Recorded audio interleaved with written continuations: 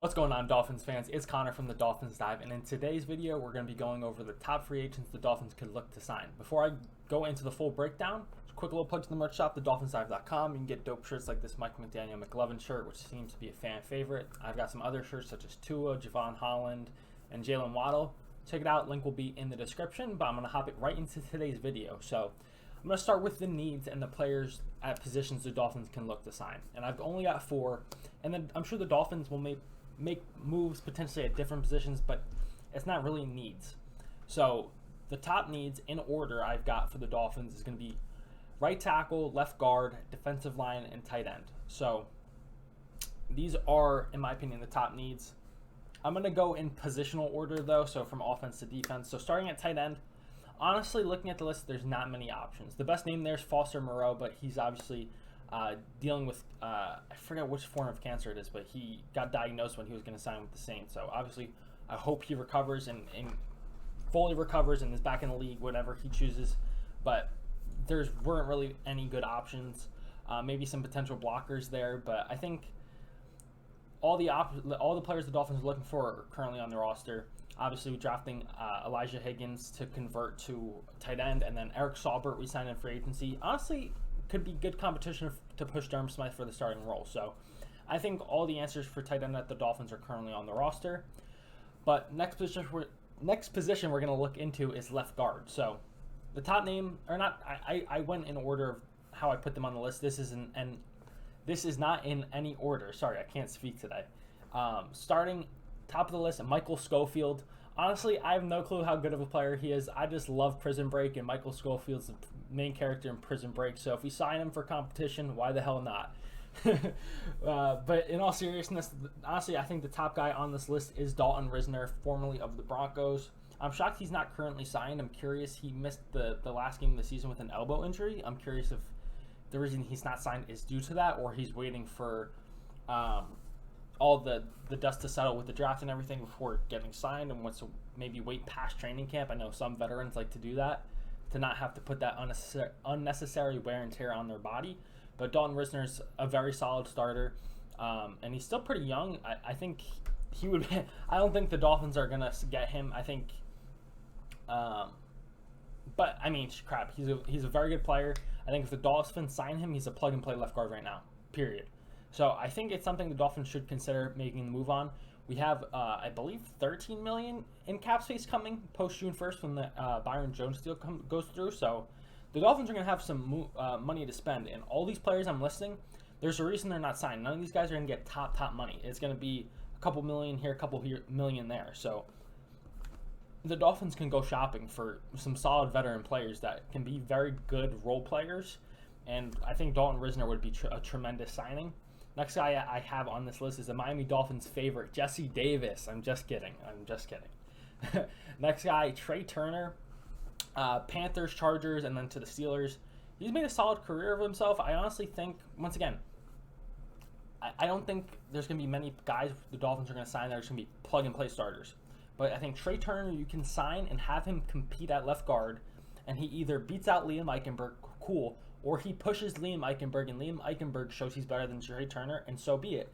And worst case scenario, you have Trey Turner as a backup guard, which is not a horrible scenario, honestly. He's started plenty of games in the league. If he's a backup, if his number's called, which it likely will be because of the injuries in the trenches, you'd feel comfortable rolling him out.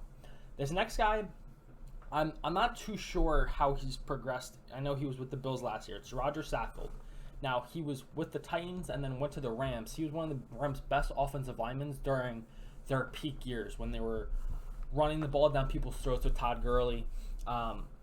He's a very good offensive lineman, athletic, very solid guard. Now, once again, I don't know how he's progressed since. I'm not going to act like I do. I believe he might have dealt with an injury. He went to Buffalo, but he's currently a free agent.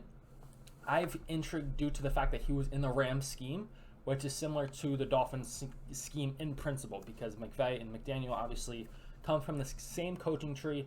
Obviously not identical offenses, but all the schemes kind of are similar in a way. So Roger Saffold has some intrigue. I think he's 34 years old, so he's up there in age. But like I said, if you can just get competition to push Liam Eichenberg, so Liam Eichenberg doesn't have a free ride to starting left guard. You have serious competition that could beat him out. That's all I want to see the Dolphins do. The last name I have on this list is Justin Pugh, formerly of the Cardinals. Once again, a solid vet. I saw a Dolphins fan tweet at him saying, getting him to come to Miami, and he said, by all means, I just want to have on my off days be able to shadow Stephen Ross because he's into real estate. So once again, this would be a great signing to push Liam Eichenberg starting left guard. So those are the left guard names. Comment if I missed anyone. Next, right tackle. In my opinion, the biggest worry for me because the Dolphins are set up to win a Super Bowl. And in the playoffs, every single team has an elite pass rush. They're going to test your protection to the maximum degree, and the quickest way to get beat is through your tackles. So I think that having the best tackle play possible is super important. So I've got 5 names on this list here, starting at Cam Fleming. Obviously, the Dolphins have already brought him into the building. I forget if it was for a workout or whatnot, but the Dolphins clearly have interest, and they may have expressed to Cam Fleming, like, hey, man, we are going to sign you once we have this money free. So he could be waiting off, and we could sign him immediately as we have the money. I'm not sure, but he fits the scheme, obviously, by our intrigue. Formerly of the Broncos, he's a very solid player, and he'd probably be our starting right tackle. Next name on this list here is a left tackle, Taylor Lewan. I'm sure you guys have seen the noise.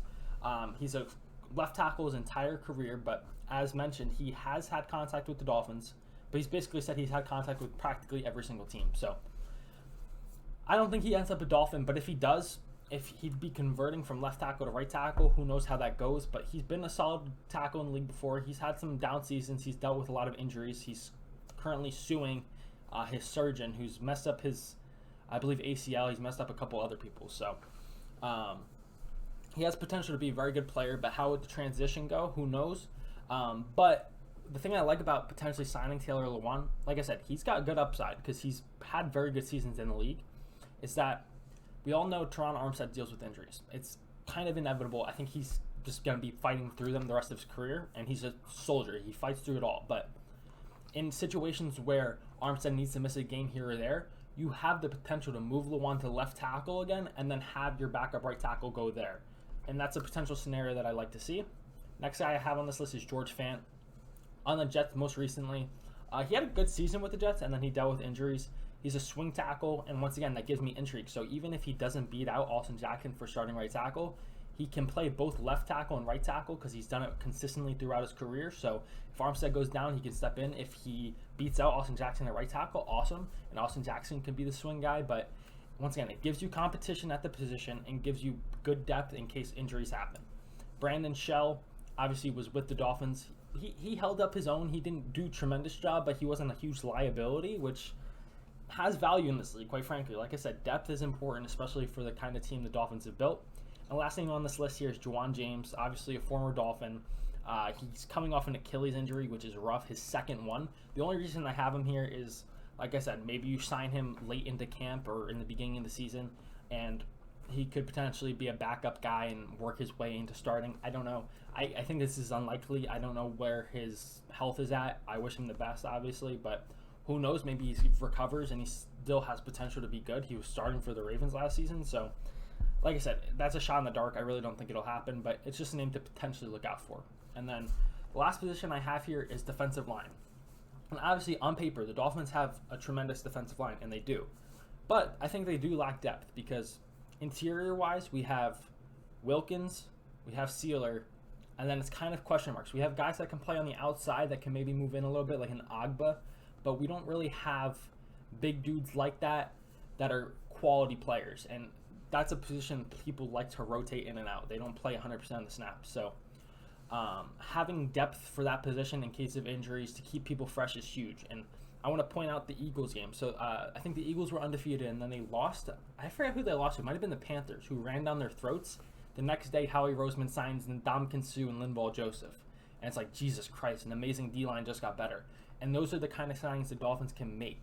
And so I want to beef up the interior line for depth to have rotational players and to help in case of injury. So Matt Ioannidis was a Commander and then was most recently a Panther. He's a good interior player and has potential, like I said, to be a good rotational guy. Akeem Hicks, a big body dude, hard to move. He's more of a nose tackle, but once again, he can fit into that role of just being a rotational guy, can help stuff the run, whatever you need him to do. He's a vet. He's going to know how to play football for the scheme. And I'm assuming he's had crossover with Vic Fangio, if I'm not mistaken. Just trying to put 2 and 2 together. Shelby Harris, a former Bronco, once again probably has crossover with Vic Fangio, if I'm not mistaken. And like I said, we're just looking for depth and to have rotational. Christian Wilkins and Zach Sealer are great players. I'm not trying to replace them, but having depth to be able to rotate will only make this team better. Michael Brocker's another name. I don't know how he's done in recent years, but I see a veteran guy who I knew used to be a very good run stuffer. Why not add him just in case? And like I said, the Dolphins aren't going to sign all these players. I'm not trying to say they should, but there's names to look out for and potentially consider. Melvin Ingram's more of an edge guy, but we saw what he did for us last year. He had some good production. He's not going to be your starting outside backer, but for a rotational guy, why not? He still showed pretty good play. And then I previously mentioned these two. Linval Joseph was a formerly Eagle. He signed like halfway through the season. And Ndamukong Suh. Both these guys you can sign late in the season, mid-season, right before the season starts, and have good depth and rotational players that you know can hold their own because they're vets. They've shown it year in, year out. They're not in their prime like they used to be, but they're not going to be bad. So those are some names to consider, and I think these are the kind of moves the Dolphins are going to make now because, like I said, we're in our Super Bowl window. There's so many good teams. Obviously, it's very hard to win in this league, but the Dolphins are basically, have everything you can ask for to compete, right? Like, there's always going to be elite teams. Like, the Chiefs just won the Super Bowl. The Eagles, you can go on. And where do the Dolphins stack among that? And I'm actually going to make videos on where the Dolphins stand in the league. But if you have a chance to go all in and win, the Dolphins are already in that window. So these are the kind of players that can help add and potentially take them over the top. So that's it for today's video. Comment down below who you'd like to see the Dolphins sign. And until next time, I'll catch y'all.